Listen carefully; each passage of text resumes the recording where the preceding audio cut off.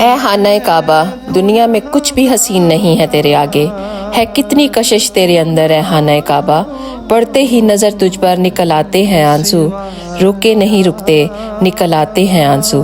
اے اللہ ہمیں بھی یہ خوبصورت منظر اپنی آنکھوں سے دیکھنا نصیب فرما۔